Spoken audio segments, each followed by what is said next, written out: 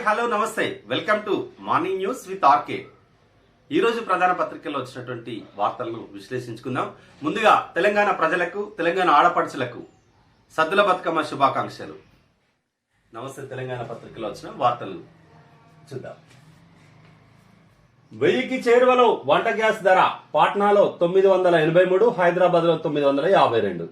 వారానికో నెలకో కొద్దిగా పెరుగుతూ పోతున్న వంట గ్యాస్ బండ ధర వినియోగదారుల గుండె గుబేలు అనిపిస్తూ 1000కి చేరువయ్యేందుకు ఉరకలేస్తుంది. కేంద్రంలోని మోదీ సర్కార్ నొప్పి తెలియకుండా పెంచుతూ వచ్చిన ధర ఇప్పుడు మోయలేని భారంగా తయారవుతుంది. దేశంలోనే అత్యధికంగా గ్యాస్ సిలిండర్ ధర బీహార్ రాజధాని పాట్నాలో 983కు చేరింది. ఇప్పటికే రోజుకింత చొప్పున పైసగా పెంచిన ధరలతో పెట్రోల్ ఎప్పుడూ 100 దాటేయగా తాజాగా డీజిల్ ధర కూడా తానేమి తక్కువ కానంటూ 100 పై కూర్చుంది. సాధారణ వినియోగదారుల జేబులను నేరుగా కొట్టేస్తున్న పెట్రోల్ ధరలు పరోక్షంగా నిత్యావసర వస్తువులపైన ప్రభావం చూపుతుంది. ధరలకు చుక్కలకు ఎక్కిస్తున్నాయి. 1000 రూపాయలకు చేరువలోకి వచ్చింది వంట గ్యాస్ ధర. ఆల్రెడీ పెట్రోల్ ఇప్పుడు 110 దగ్గరలో ఉంది. డీజిల్ కూడా 100కు వచ్చేసింది. ఇంత దుర్మార్గంగా ఒక 3-4 నెలల్లోనే పదుల సంఖ్యలో పెరుగుతుంటే ఏం జరుగుతుంది? ప్రజల మీద ఎందుకు ఇంత భారం? పెద్ద మాటలు మొత్తం అసలు దేశం అంతా ఇదైపోతుంది, అదైపోతుంది, వెలిగిపోతుంది అని చెప్తారు. ఇది డైరెక్ట్ గా ఎవరి మీద ప్రభావం? ఇది పేదల మీదనే కదా ప్రభావం. నిత్యావసర వస్తువుల ధరలు అమాంతం పెరిగిపోయేటువంటి అవకాశం లేదా? పెట్రోల్ డీజిల్ ధరలు పెరుగుతున్నప్పుడు ట్రాన్స్పోర్టేషన్ రేట్ పెరుగుతుంది, దాంతో నిత్యావసర సరుకుల ధరలు కూడా పెరుగుతాయి. పేద ప్రజలపైనే కదా ఇబ్బంది. మోదీ సర్కార్ ఎందుకు దీని మీద దృష్టి సారిస్తలేదు? దీన్ని చూడాలి కదా, దీని సంగతి ఏందో. ఎందుకు ఇంత పెరుగుతుంది? యూపీఏలో ఉన్నప్పుడు ఎంత ఉండే, ఎన్డీఏ వచ్చినాక ఎంత అయింది? రేపు జరగబోయే ఏ ఎన్నికల్లోనైనా మీకు గుదిబండగా మారేది ఈ గ్యాస్ బండే. బీజేపీ వాళ్ళు గుర్తుపెట్టుకోవాలి. వంట గ్యాస్ పై రాష్ట్ర పన్ను 291 ఉందని నిరూపిస్తే నేను రాజీనామా చేస్తా. రెడీనా రాజేందర్? లేదంటే నువ్వు ఎన్నికల బరి నుంచి తప్పుకుంటావా? ఆర్థిక మంత్రి హరీష్ రావు సవాల్. గ్యాస్ బండ్లపై రాష్ట్ర పన్ను ఎక్కడుంది? సిలిండర్ పన్నుపై చర్చకు నేను సిద్ధం. జమ్మికుంటకా, హుజురాబాద్ కా, ఎక్కడికి రమ్మన్నా ఎప్పుడైనా వస్తా. గ్యాస్ ధరను 500కు తగ్గించగలవా? 5% జీఎస్టీ విధించింది కేంద్రం కాదా? ఈటెల రాజేందర్ నిన్న 291 రూపాయలు రాష్ట్ర పన్ను ఉందని ఏదైతే విమర్శించిండో దాని మీద కౌంటర్ గా హరీష్ రావు గారు చెప్పడం జరిగింది. ఈటెల హుజురాబాద్ లో మాట్లాడుతూ గ్యాస్ పై రాష్ట్ర ప్రభుత్వం 291 పన్ను వేస్తుంది అంటున్నారు. కమలాపూర్ లో మాట్లాడుతూ 250 పన్ను విధిస్తుందంటూ తప్పుడు ప్రచారం చేస్తున్నారు. నిజానికి కేంద్రం సిలిండర్ పై 5% జీఎస్టీ వేస్తున్నది. అందులో రాష్ట్ర వాటా కింద వచ్చేది 23.80 అంటే 2.5% మాత్రమే. అంతకు మించి రాష్ట్రానికి వస్తుందని ఈటెల నిరూపిస్తే దేనికైనా సిద్ధం. ఎంత అబద్ధాలు! రాష్ట్ర పన్నుని ఇప్పటికి కూడా గదే చెప్పుకుంటూ బీజేపీ ప్రచారం చేస్తుంటది. రాష్ట్రమే పన్ను పెంచింది అని, రాష్ట్ర పన్నే ఇంతుందని. ఇక్కడ స్వయంగా ఆర్థిక శాఖ మంత్రి, ఇది కేంద్ర ప్రభుత్వమే కదా జీఎస్టీ చట్టం తెచ్చింది. దీని మీద గ్యాస్ మీద 5% జీఎస్టీ ఉంది. దాంట్లో సగం స్టేట్ వాటా, సగం సెంట్రల్ వాటా. మరి స్టేట్ వాటా కింద ఎంత వస్తుంది? 23.80 23.80 వస్తుంది. ఇది అసలు కథ.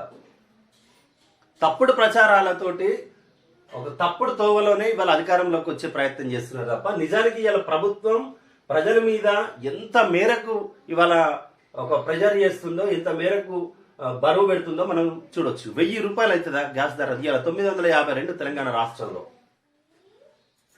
గ్యాస్ బండ్లపై రాష్ట్ర ప్రభుత్వం 291 పన్ను విధిస్తుందని అబద్ధాలాడిన బీజేపీ నేత ఈటెల రాజేందర్ దానిని నిరూపించాలని ఆర్థిక మంత్రి హరీష్ రావు సవాల్ విసిరారు.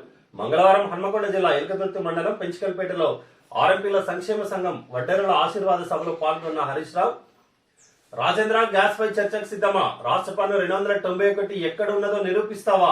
నువ్వు చెప్పింది నిజమని నిరూపిస్తే నేను ముక్కు నేలకు రాస్తా, నా పదవికి రాజీనామా చేస్తా. అబద్ధమని తేలితే నువ్వు పోటీ నుంచి తప్పుకుంటావా?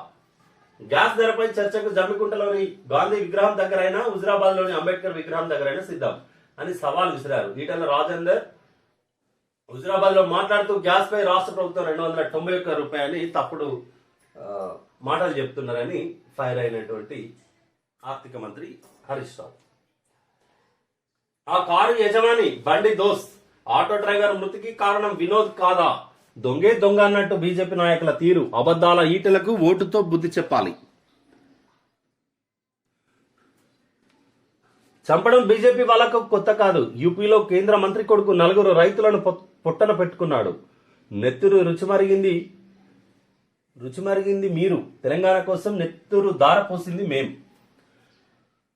కిరాతకులకే ముత్తాతలైన బీజేపీ నాయకులు హుజురాబాద్ లో ఎన్నికల కోసం కిరాయి మూకలను దింపినట్టు సమాచారం ఉంది. దసరా సమయంలో అల్లర్లు సృష్టించి సానుభూతి పొందే ప్రయత్నాలు చేస్తున్నారు. మీడియాతో బాల్క సుమన్.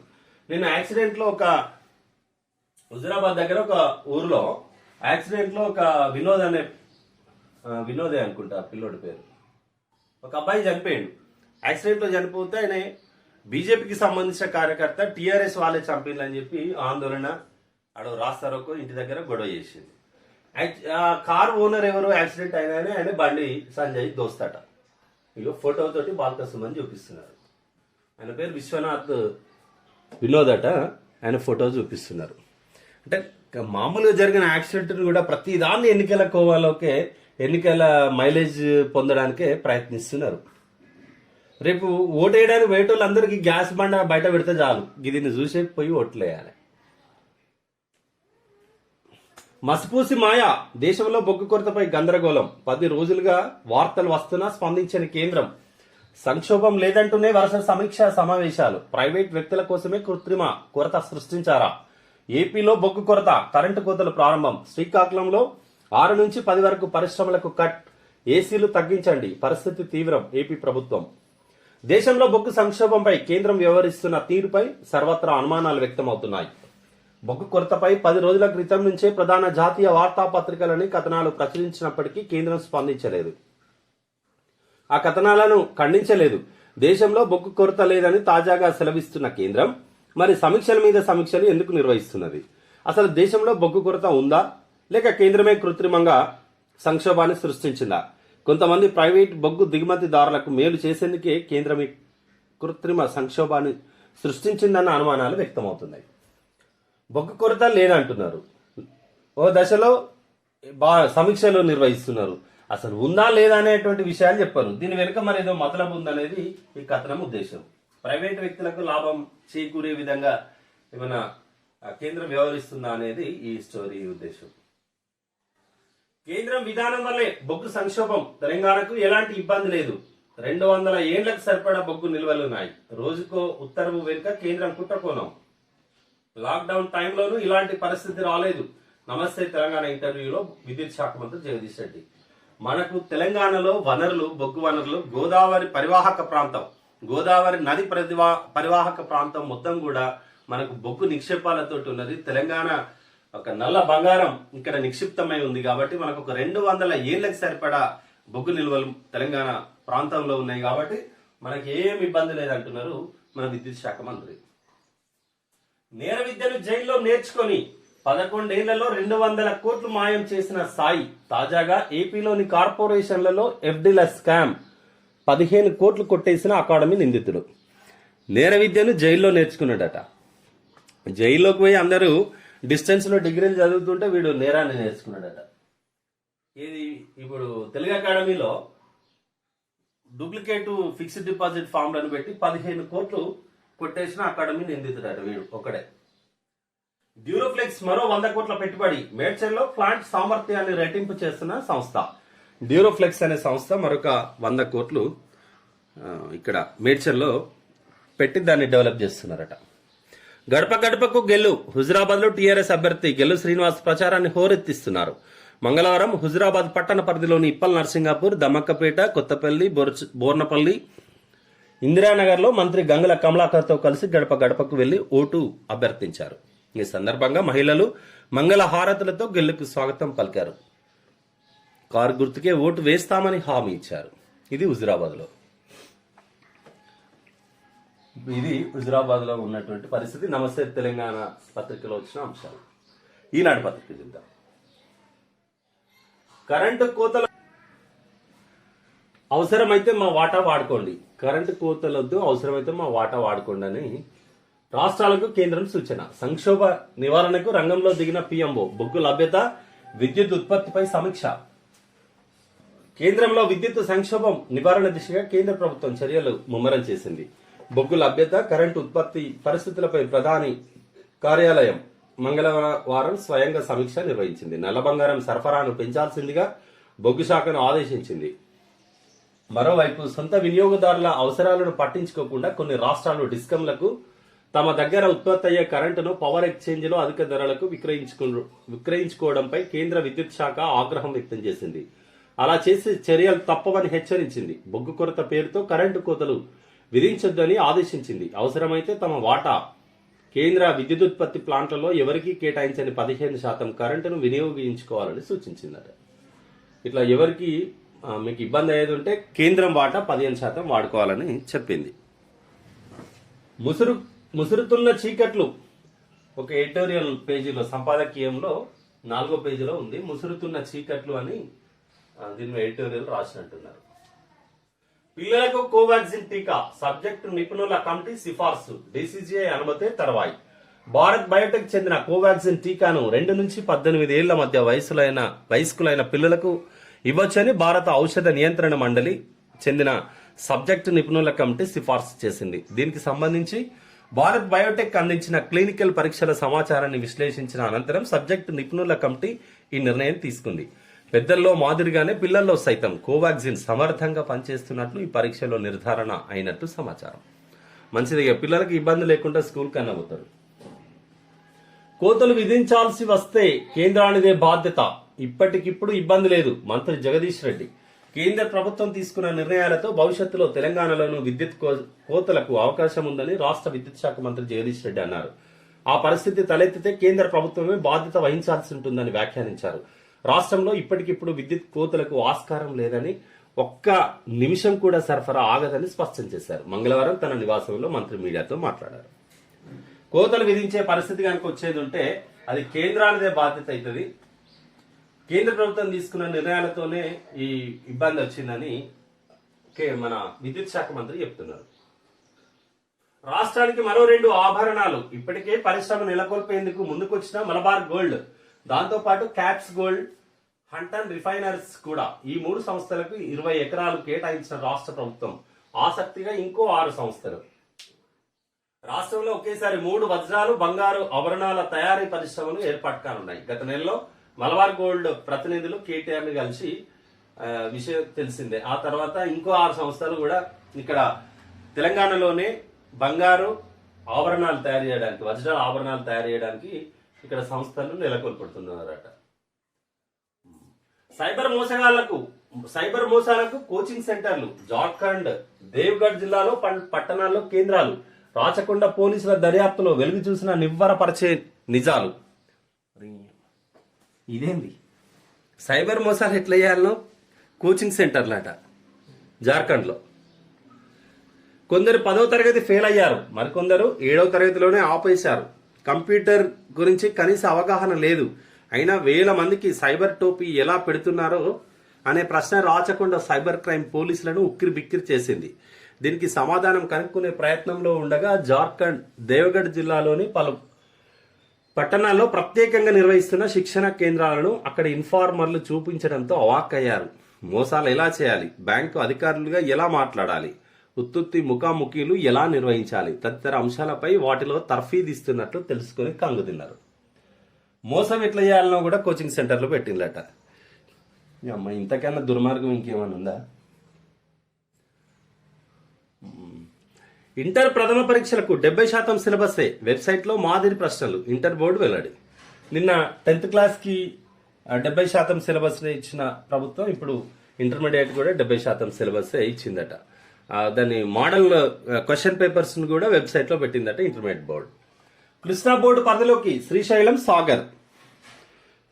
కృష్ణా బోర్డు పరిధిలోకి శ్రీశైలం, నాగార్జున సాగర్ రెండింటిని తీసుకున్నారట. మొదటి దశలో బోర్డు కిందకు 16 అవుట్లెట్లు, జల విద్యుత్ కేంద్రాలు అప్పగించబోమన్న తెలంగాణ. ముగిసిన కేఆర్ఎంబి సమావేశం.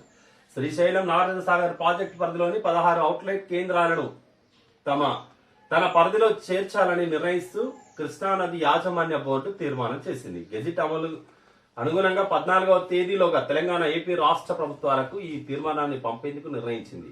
రాష్ట్రాలు ఆమోదించి ఉత్తర్వులు జారీ చేస్తే గానీ గెజెట్ అమల్లోకి రాదు. ఈ ఉత్తర్వులు విడుదలకు ఏపీ సానుకూలత వ్యక్తం చేసింది. ఇది కృష్ణా బోర్డులోని పరిస్థితి.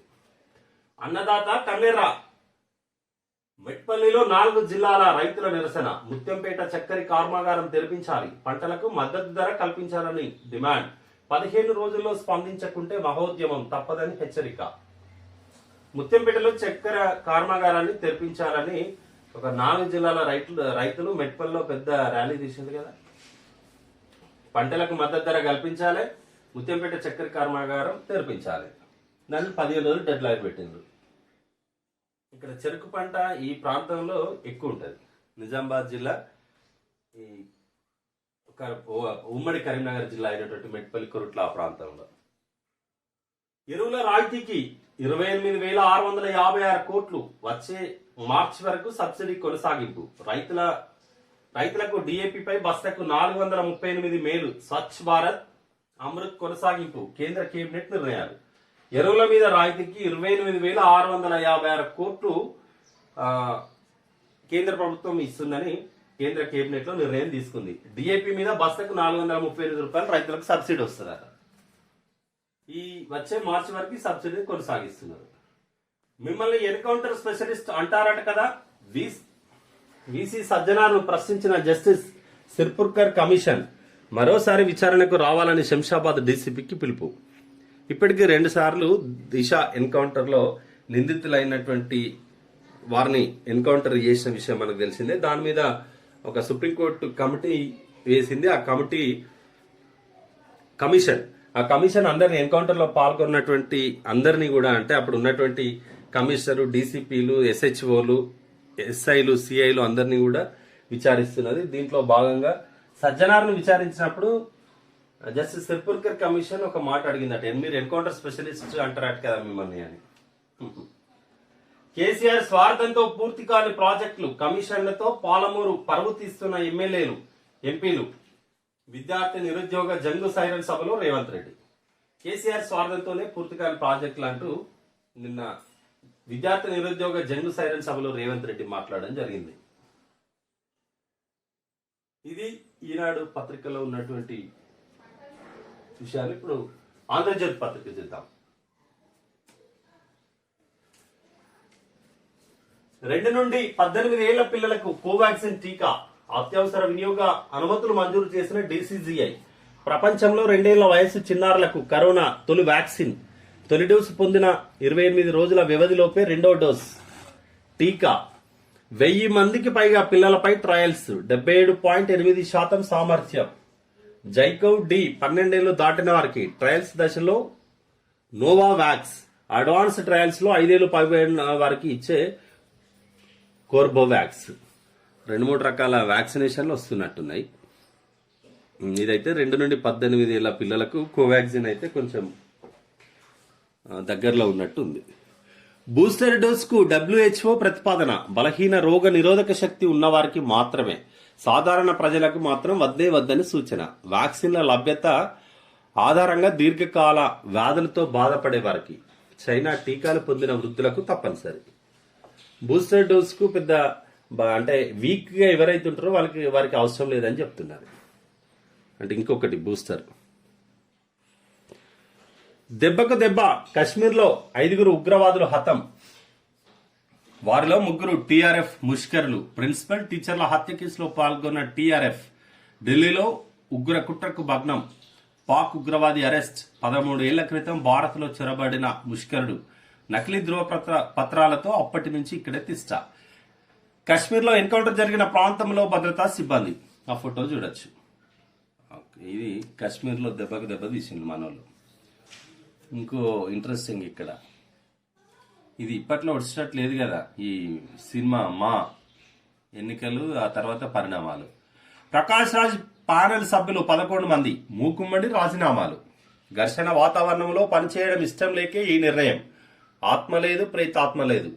తెలుగువారు మాత్రమే పోటీ చేసేలా నిబంధన తీసుకురాకపోతే రాజీనామా వెనక్కి. ఎన్నికల సమయంలో రౌడీయిజం రాజ్యమేలింది. పోస్టల్ బ్యాలెట్ లో అవకతవకలు. రాత్రికి రాత్రే ఫలితాలు మార్చేశారు ప్రకాష్ రాజ్. నరేష్ ఎన్ని మాటలన్నా భరించాను. శ్రీకాంత్ మోహన్ బాబు కొట్టడానికి వచ్చారు బెనర్జీ, మాలో చీలిక తప్పకపోవచ్చు టాలీవుడ్ వర్గాలు. ప్రకాష్ రాజ్కి సంబంధించిన 11 మంది మూకుడుమడిగా రాజీనామాలు చేసినట్ట మాకి. మరి మీరు గెలిచేది ఉంటే, ప్రకాష్ రాజ్ ఓడిపోతే ఇంత మీ వెనుక ఎవరున్నారో అందరికీ తెలుసు. మీరు ఓడిపోతేనేమో ఇట్లా, మీరు గెలిచేది ఉంటే అప్పుడు మా మూవీ అసోసియేషన్ మంచిదే అయ్యేదా? అక్కడ ఉన్నటువంటి ఓటర్లు సినిమా నటులందరూ ఆయనకు మద్దతు ఇచ్చిండ్రు, ఓట్లేస్తేనే కదా. శ్రీశైలం సాగర్ స్వాధీనం జల విద్యుత్ కేంద్రాలు కూడా కృష్ణా బోర్డు సమావేశం తీర్మానం. 17 ప్రాజెక్టుల పాయింట్లతో జాబితా, అందులో జల విద్యుత్ కేంద్రాలు లేకపోవడంపై ఆంధ్రప్రదేశ్ అభ్యంతరం. తెలంగాణ విద్యుత్ కేంద్రాలను తీసుకుంటేనే తమ ప్రాజెక్టులను ఇస్తామని స్పష్టీకరణ. తీవ్రంగా వ్యతిరేకించిన తెలంగాణ, అప్పగించేది లేదన్న అధికారులు. చివరకు ఏపీ వాదన మేరకే బోర్డు తీర్మానం. సీఎంతో చర్చించి నిర్ణయం చెబుతామన్న తెలంగాణ అధికారులు. రేపటి నుంచే గెజెట్ అమల్లోకి, పూర్తి స్థాయి నిర్వహణకు 3 నెలలు. బోర్డు 14 అంటే అక్టోబర్ 14 నుండి వీళ్ళ పరిధిలోకి, ఈ బోర్డుల పరిధిలోకి ప్రాజెక్టులన్నీ వెళ్తాయి. అప్పటి వరకు ఏదేది తీసుకోవాలంటే ఆంధ్రప్రదేశ్ ఎప్పుడు మనకు పక్కన బల్లం లాగానే ఉన్నది. చివరికి వాళ్ళు చెప్పిందే ఓకే అన్నారట. మరి దీని కథ ఏందో. కొలువులు ఇచ్చే వరకు కేసీఆర్ కు భర్త పూజై 4,000 కోట్ల ఫీజు రియంబర్స్మెంట్ ఇప్పిస్తాం. 1.9 లక్షల ఉద్యోగాలకు నోటిఫికేషన్లు వేయిస్తాం. అప్పటి వరకు కాంగ్రెస్ జంగ్ సైరన్ ఆగదు.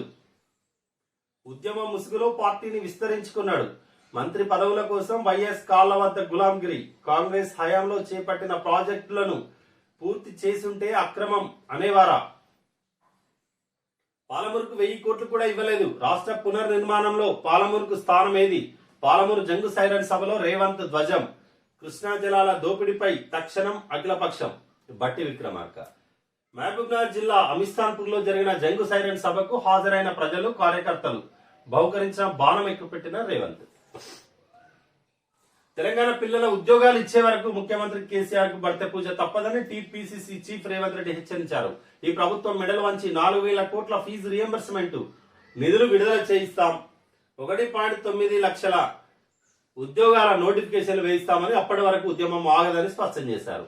నీళ్లు, నిధులు, నియామకాల కోసం 14 ఏళ్లు ఉద్యమం సాగితే దాని ముసుగులో కేసీఆర్ తన రాజకీయ పార్టీని విస్తరించుకున్నారని ఆరోపించారు. రాజకీయ పార్టీ పెట్టినప్పుడు విస్తరించుకోకుండా ఆగుతారా? అది పెట్టిందే తెలంగాణ రాష్ట్ర సమితి పార్టీ పెట్టే, తెలంగాణ రాష్ట్ర ఏర్పాటు కోసం పెట్టిండు. దాని ముసుగులో విస్తరించుకోవడం ఏముంది దాంట్లో? పార్టీయే కదా. ఇది చాలాసార్లు అంటున్నాడు ఈ మధ్య కేసీఆర్, మాదేమైనా సన్యాసుల మఠమా అని. ఆయన ఏమైనా సన్యాసుల మఠమా? మరి పార్టీ పెట్టినప్పుడు విస్తరించుకోరా? ఇది నిన్న రేవంత్ రెడ్డి సభ మహబూబ్ నగర్ జిల్లాలో. కూరగాయల మంట, కిలో టమాటా 40 పైనే. క్యాప్సికం, పచ్చిమిర్చి ధరలు పైకి. జనాలకు అందని దానిమ, సీతాఫలాలు. అకాల వర్షాలతో అమాంతం పెరిగిన రేట్లు. 2-3 రకాలతోనే నెట్టుకొస్తున్న సామాన్యులు. గిరాకు లేక అల్లాడిపోతున్న రిటైల్ వ్యాపారులు. మరో 10 రోజులు ఇదే పరిస్థితి. కూరగాయలు ధరలు పెరగడంతో 2-3 ఐటమ్స్ తోటి మాత్రమే జనాలు నెట్టుకొస్తున్నారట. గిరాకీ లేక రిటైల్ వ్యాపారులు ధరలు పెరగడంతో ఖాళీగా కూర్చున్నారనేది ఒక వార్త. 18 నుంచి ఆంక్షలు లేని విమానయానం. దేశీయ సర్వీసుల్లో సీట్ల పరిమితి ఎత్తివేత. విమానాశ్రయాల్లో ఎంపీలకు ప్రోటోకాల్ను కొనసాగించండి కేంద్రం. 18 నుండి ఆంక్షలు లేకుండానే విమాన ప్రయాణం జరుగుతుందట. ఈ నెల 18 నుంచి. ఇష్టానుసారం హక్కులకు భాష్యం.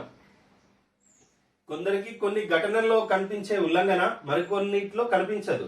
స్వార్థం కోసం సొంత భాషను చెప్తున్నారు. మానవ హక్కుల ఉల్లంఘన పేరుతో దేశ ప్రతిష్టకు భంగం కలిగించే యత్నం.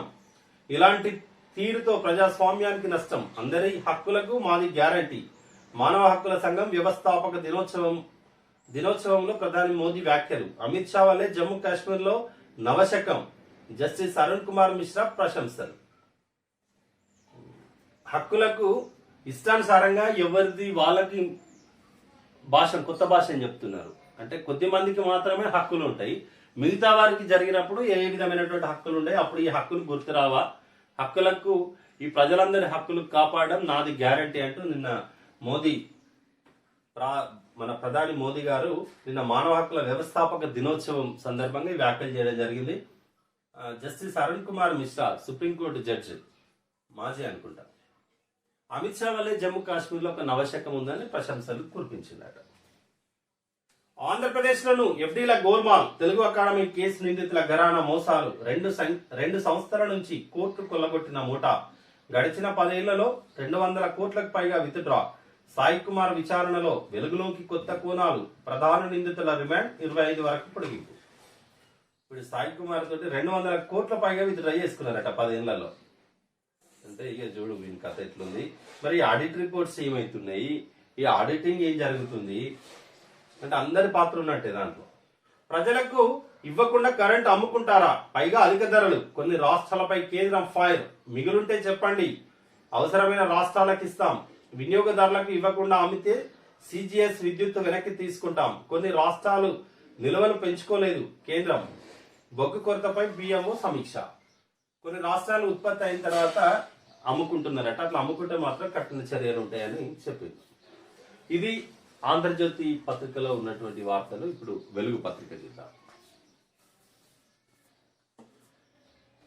యములాడలో సద్దుల బతుకమ్మ సంబరం, రాజన్న సన్నిధి యములాడలో మంగళవారం సద్దుల బతుకమ్మ వేడుకలు సంబరంగా జరిగాయి. తెలంగాణ అంతటా 9 రోజుల సద్దుల బతుకమ్మ జరిగితే ఇక్కడ 7వ రోజే ఆడే సాంప్రదాయం ఉంది. ఇవాళ వెన్నముద్దల బతుకమ్మ. ఇప్పుడు కొద్దిమంది ఏమో సద్దుల బతుకమ్మ ఇవాళ చేస్తున్నారు, కొద్దిమంది ఏమో రేపు చేస్తున్నారు. శ్రీశైలం నాగార్జున సాగర్ కృష్ణా బోర్డు కిందికి ప్రయారిటీ ప్రకారం ప్రభుత్వాలు అవుట్లెట్లు ఇవ్వాలి, 2 రాష్ట్రాలకు సూచించిన కేఆర్ఎంబి. బోర్డు నుంచి ప్రపోజల్ రాగానే అవుట్లెట్లు ఇస్తాం. ఏపీ ప్రభుత్వ అనుమతులు తీసుకుని అప్పగిస్తాం. తెలంగాణ పవర్ ప్లాంట్లను మినహాయించాలన్న తెలంగాణ అధికారులు. పవర్ ప్లాంట్లను మినహాయించండి, మిగతా వాటి గురించి ముఖ్యమంత్రి గారితో మాట్లాడినాక చెప్తామని ఇరిగేషన్ సంబంధించిన అధికారులు బోర్డుకు ప్రపోజల్ పెట్టిందట. విమాన సర్వీసులు ఫుల్ కెపాసిటీతో విమాన కంపెనీలు ఎన్ని ఫ్లైట్లను నడపాలో ఇప్పటి వరకు నియంత్రిస్తూ వచ్చిన ప్రభుత్వం తాజాగా ఈ రెస్ట్రిక్షన్లను తొలగించింది. కంపెనీలు తమ ఫుల్ కెపాసిటీతో ఈ నెల 18 నుంచి ఆపరేషన్స్ ని కొనసాగించవచ్చని తెలిపింది. ఈజీ అయిపోతుందిలే. బొగ్గు షార్టేజీకి 5 కారణాలు. దేశంలో 70% కరెంటు ఉత్పత్తి బొగ్గు ద్వారానే జరుగుతుంది. ఇందులో 3/4 బొగ్గును దేశంలో గనులే సరఫరా చేస్తున్నాయి. సెప్టెంబర్లో మైన్ ఏరియాలో భారీ వర్షాలకు బొగ్గు ఉత్పత్తి పడిపోయింది. ఇప్పటికే తవ్విన బొగ్గు సరఫరాపైనే వర్షం ఎఫెక్ట్ పడింది. అంతర్జాతీయంగా కోల్ ధరలు భారీగా పెరిగాయి. దీంతో బొగ్గు దిగుమతులపై ఆధారపడిన పవర్ ప్లాంట్ కరెంటు ఉత్పత్తిని తగ్గించాయి. కొన్ని ప్రొడక్షనే నిలిపివేశాయి. కొన్ని ఇంపోర్టెడ్ కోల్ ప్లాంట్లు 20 రోజులుగా మూతబడి ఉన్నాయి. విదేశాల నుంచి వచ్చేటువంటి బొగ్గు అంటే అక్కడ ధర పెరిగింది కాబట్టి ఇంపోర్ట్ చేసుకోలేదు, దిగుమతి చేసుకోక ఆ కోల్ ప్లాంట్ను 20 రోజులుగా మూతబడే ఉన్నాయట. వర్షాలు పడడానికి ముందే బొగ్గును నిల్వ చేసుకోవడంలో ప్లాంట్లు ఫెయిల్ అయ్యాయి. బొగ్గు కొంటున్న కంపెనీలు సకాలంలో డబ్బు చెల్లించడం లేదు. దీంతో భారీగా బకాయిలు పేరుకుపోయి సరఫరా నిలిచిపోయింది. కరోనా సెకండ్ వేవ్ తర్వాత ఎకానమీ పుంజుకుంది. పరిశ్రమలు, ఫ్యాక్టరీలు సహా అన్ని ఓపెన్ అయ్యాయి. దీంతో కరెంటుకు డిమాండ్ భారీగా పెరిగింది. కానీ ఉత్పత్తి మాత్రం అందుకు తగ్గట్టుగా పెరగకపోగా ఇంకా తగ్గిందట.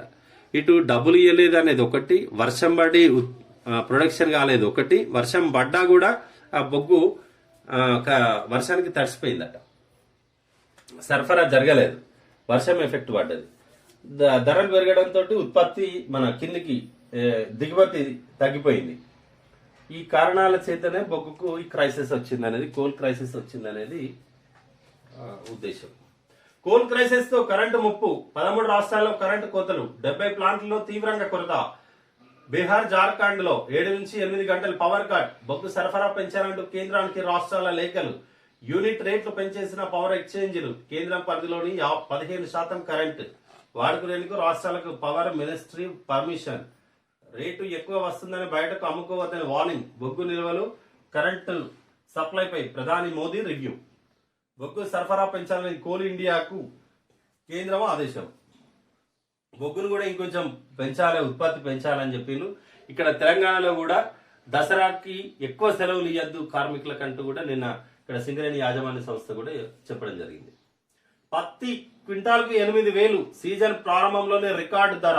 వానలతో దిగుబడి తగ్గి మార్కెట్ కు తక్కువగా వస్తున్న కాటన్. దేశంలో అంతర్జాతీయంగా డిమాండ్ పెరగడంతో రేట్లు పైకి, విదేశాల నుంచి మస్తు ఆర్డర్లు, తెచ్చినట్టు సేల్. పత్తికి బాగా మంచి డిమాండ్ ఉందట. ఇప్పుడు స్టార్టింగ్ లోనే 8,000 ధర, మంచిగా ఉంది పత్తి రైతులకు, సంతోషం. 2 లక్షల కొలువులు ఇవ్వకుంటే కేసీఆర్ తో కొట్లాటే, జాబులు నింపకుంటే బడిత పూజ చేస్తాం రేవంత్ రెడ్డి. ఉద్యమ ముసుగులో రాజకీయం చేసిన కేసీఆర్ పాలమూరు రైతుల జీవితాలను సీమాంధ్రులకు తాకట్టు పెట్టిండు. రాష్ట్రం రాగానే ప్రాజెక్టును పూర్తి చేయకుండా నిర్లక్ష్యం చేసిండు. ఇప్పుడు ఏపీ సీఎం జగన్ ప్రాజెక్టులను అడ్డుకుంటుండట. జిల్లా ఎమ్మెల్యేలు, ఎంపీలు భూ ఇసుక దందాలపై పరువు తీస్తున్నారని ఫైర్. నిన్న మహబూబ్నగర్ జిల్లాలో జరిగిన మీటింగ్ లో ఉత్సాహపరిచే మాటలు మాట్లాడిండు, రాజకీయ పరమైనటువంటి విమర్శలు చేస్తూ. ప్రకాష్ రాజ్ ప్యానెల్ రాజీనామా, పదవుల నుంచి తప్పుకున్న 11 మంది సభ్యులు రాత్రికి రాత్రే ఫలితాలు మార్చారు. ప్రకాష్ రాజ్, బెనర్జీ, తనిష్లను మోహన్ బాబు తిట్టారు. పోస్టల్ బ్యాలెట్ లో అన్యాయం, బైలాస్ మార్చను అంటే రాజీనామా వాపసు తీసుకుంటానని కామెంట్. కొత్త అసోసియేషన్ పెట్టబోమని క్లారిటీ. ప్రకాష్ రాజ్ ప్యానెల్ నుండి గెలిచిన వాళ్ళు ప్రకాష్ రాజుతో సహా మాకు రాజీనామా చేయడం జరిగింది. షుగర్ ఫ్యాక్టరీలు తెరవాలే, మూతపడ్డ షుగర్ ఫ్యాక్టరీలను వెంటనే తెరిపించాలని, పసుపు పంటకు 1,500 మద్దతు ధర కల్పించాలని డిమాండ్ చేస్తూ జగిత్యాల జిల్లా రైతులు ఆందోళనకు దిగారు. మంగళవారం మెట్పల్లిలోని వ్యవసాయ మార్కెట్ నుంచి వేలాది మంది రైతులు భారీ ర్యాలీ చేపట్టారు. పాత బస్టాండ్ దగ్గర నేషనల్ హైవేపై బైఠాయించి రాష్ట్ర ప్రభుత్వానికి వ్యతిరేకంగా నినాదాలు చేశారు. మరి పసుపు బోర్డుకు మద్దతు ధర పెట్టేది రాష్ట్ర ప్రభుత్వం కాదు కదా, అంటే వెలుగు పత్రిక రాష్ట్ర ప్రభుత్వం అని రాసినట్టుంది. పెంచాల్సింది, ఆ బోర్డు పెట్టాల్సింది కేంద్ర ప్రభుత్వం కదా. దానికి రాష్ట్ర ప్రభుత్వాన్ని వ్యతిరేకంగా కేంద్రాన్ని కూడా పెట్టాలి. ఇది వెలుగు పత్రికలోని అంశాలు. ఈనాటి ప్రధాన పత్రికలో వచ్చినటువంటి వార్తలు, విశేషాలు. మా వీడియో మీకు నచ్చినట్టయితే లైక్ చేయండి, షేర్ చేయండి, మా అవర్ న్యూస్ ఛానల్ సబ్స్క్రైబ్ చేయండి. Thank you.